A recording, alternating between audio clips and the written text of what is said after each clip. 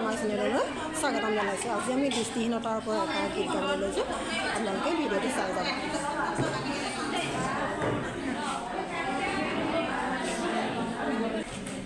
নমস্কাৰ, আমি এটি দৃষ্টিহীনতাৰ ওপৰত এটি ভংগীমা গীত গাবলৈ চেষ্টা কৰিছোঁ। কিবা যদি ভুল হয় ক্ষমা কৰিব।